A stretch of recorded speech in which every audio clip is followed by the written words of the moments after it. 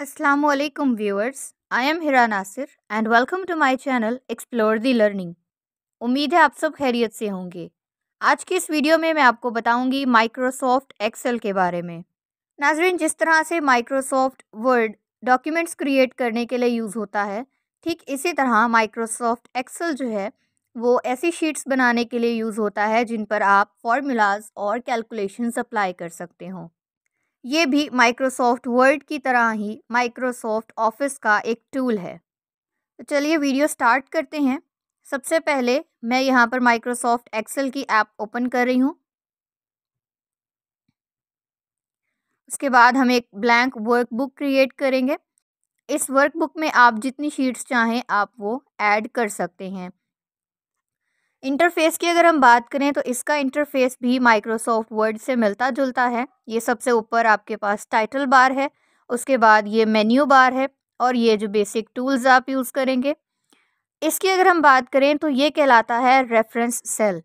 कोई भी एक सेल जिसे आपने सेलेक्ट किया हुआ है वो एक्टिव सेल कहलाता है।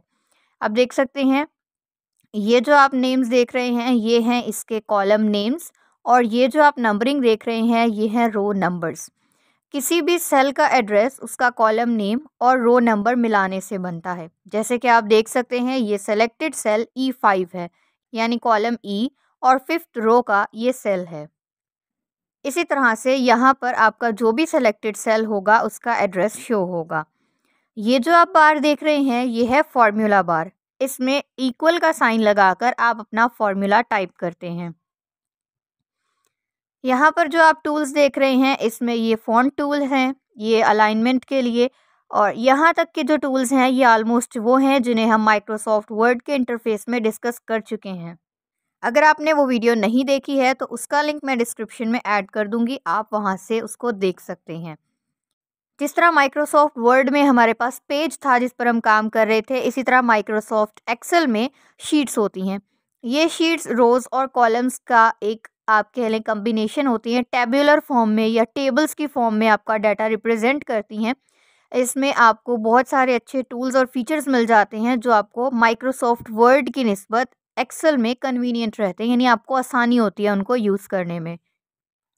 इसके अलावा ये आपके पास सेल के लिए कुछ सेटिंग्स मौजूद हैं, इन्हें हम आहिस्ता एक-एक करके स्टार्ट करेंगे, इनको हम यूज़ करना सीखेंगे। इंसर्ट मेन्यू देखें, यहाँ पर आप अपने टेबल के अंदर अपने इस शीट के अंदर जो चीज़ें इंसर्ट कर सकते हैं वो मौजूद हैं। पेज लेआउट में चीज़ें मौजूद हैं, पेज जो आप प्रिंट करेंगे उसके सेटअप के लिए। और इसके अलावा ये आपके पास डिफरेंट बिल्ट इन फार्मूलाज मौजूद हैं और फंक्शंस भी मौजूद हैं। ये आपके पास डाटा पर अप्लाई किए जाने वाले टूल्स हैं। और ये पेज का रिव्यू और व्यू ये आप देख सकते हैं जी, ये इसका मेन्यू है जिसमें आप डिफरेंट टूल्स अप्लाई कर सकते हैं। सबसे पहली ट्रिक मैं आपको सिखाती हूँ एक्सेल के बारे में। आप यहाँ पर काउंटिंग और जो इस तरह के सीक्वेंसेस है ये बहुत आसानी से मैनेज कर सकते हैं। आपको क्या करना है, एक सेल में या दो सेल में आपको क्या करना है, 2 या 3 सेल्स में बस आपको अपना डाटा एंटर करना है। इस तरह से माउस को ड्रैग करते हुए माउस का लेफ़्ट क्लिक यूज़ करना है और उसके बाद यहाँ इस कॉर्नर पर ले आना है।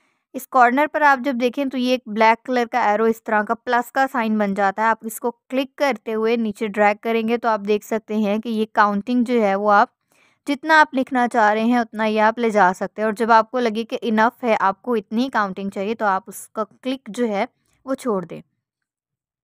ठीक है, तो ये आप देख सकते हैं कि किस तरह से सिंपली आपने काउंटिंग की जो सीरीज़ है वो बना ली। इसके अलावा आप अगर एक सीक्वेंस जो है वो इस तरह से करना चाह रहे हैं, सिर्फ इवन नंबर की सेम डिस्टेंस के साथ हैं, तो आप इसी तरह से उसको जब इंक्रीज़ करेंगे तो वो आपके पास ये नंबर्स बन जाएंगे। इसी तरह अगर आप ऑड के लिए बनाना चाह रहे हैं सीरीज़, तो आप इसी तरह से 3 सेल्स में टाइप करें, उसको सेलेक्ट करें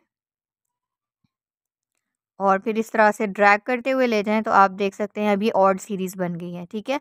इसी तरह से आप जितने भी डिफरेंस के साथ पहले 2-3 नंबर्स ऐड करेंगे, उसी तरह से ये सीरीज़ आपकी कंप्लीट हो जाएगी। और जब आपकी रिक्वायरमेंट कंप्लीट हो जाए तो आप उसका क्लिक जो है वो रिलीज़ कर सकते हैं। उसके बाद ये आपकी सेल के अंदर टेक्स्ट की अलाइनमेंट को मेंटेन करने के लिए है, उसे मैनेज करने के लिए है। ये आप कॉलम अगर मैं सेलेक्ट करके इस तरह से अप्लाई करूँ तो ये आप देख सकते हैं कि ये सारे डिजिट्स जो हैं वो इस पे सेंट्रलाइज़ हो गए हैं, या ये कह लें कि वो सेंटर अलाइन हो गए हैं। उसके अलावा आप यहाँ पर जो सिंपल चीज़ें यूज़ कर सकते हैं उसमें आता है ऑटो सम करना। सम कैलकुलेट करना है। फॉर एग्ज़ाम्पल मैं चाह रही हूँ कि ये जो मैंने नंबर्स की सीरीज़ बनाई है मैं इसका सम कैलकुलेट करूँ। आपको सेल एक्टिवेट करना है, यानी जिस सेल में आपको वो रिज़ल्ट चाहिए, इन सब का सम चाहिए, उस सेल को सेलेक्ट करेंगे। उसके बाद ऑटो सम में आप ये सम पे क्लिक कर दें तो आप देख सकते हैं ये आपको सीरीज़ शो कर रहा है। कुछ भी और क्लिक किए बगैर आपको यहाँ पर इस तरह से ड्रैग करना है जितने सेल्स का आपको सम चाहिए वहाँ तक, ठीक है। और उसके बाद आप एंटर की प्रेस कर दें तो ये आपके पास इन सब का सम आ गया। इसी तरह यहाँ पर अगर मैं इन सीरीज़ का सम कैलकुलेट करूँ तो ये मैं इसको सेलेक्ट करके यहाँ तक, तो ये 28 यहाँ तक का जो सम है वो मेरे पास प्रिंट हो रहा है। अगर मुझे इसे एडिट करना है यहाँ पर इस तरह से क्लिक करेंगे और उसके बाद मैं सेलेक्ट कर लूँगी मुझे जितनी इसका सम चाहिए, तो सम, और उसके बाद जितनी सम आपको यहाँ तक चाहिए उस पर आप इस तरह से एंटर कर दें तो ये आप देख सकते हैं कि ये आपके पास इसका सम कैलकुलेट होके आ गया है।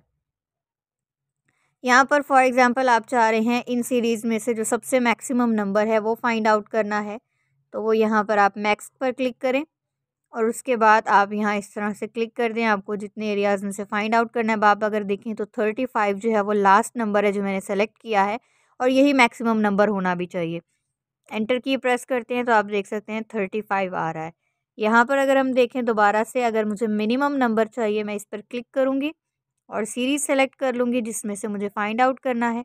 यहाँ अगर आप देखें तो 10 है मिनिमम नंबर जो मैंने सेलेक्ट किया है, यही शो होना चाहिए। एंटर की प्रेस करते हैं तो ये आपके सामने 10 आ गया है। उसके अलावा आप देखें यहाँ पर आप जो है वो एवरेज फाइंड आउट कर सकते हैं, यानी आपने अगर परसेंटेज निकालनी है वो यहाँ से आप निकाल सकते हैं एवरेज में। उसके अलावा काउंट नंबर्स, यानी टोटल सेल्स में कितने नंबर्स आपने एंटर किए हैं इनको फाइंड आउट करने के लिए ये मैक्सिमम, मिनिमम और मोर फंक्शंस पे क्लिक करके आप इसके अलावा यहाँ से और फंक्शंस भी ऐड कर सकते हैं।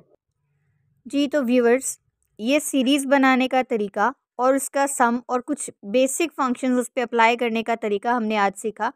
तो आपको ये वीडियो कैसी लगी है कमेंट करके ज़रूर बताइएगा, और अगर पसंद आई है तो इसे लाइक कर दें, शेयर कर दें और चैनल सब्सक्राइब कर लें ताकि आने वाली हर वीडियो की अपडेट आपको मिलती रहे। अपना बहुत ख्याल रखिएगा। वीडियो देखने का शुक्रिया। अल्लाह हाफ़िज़।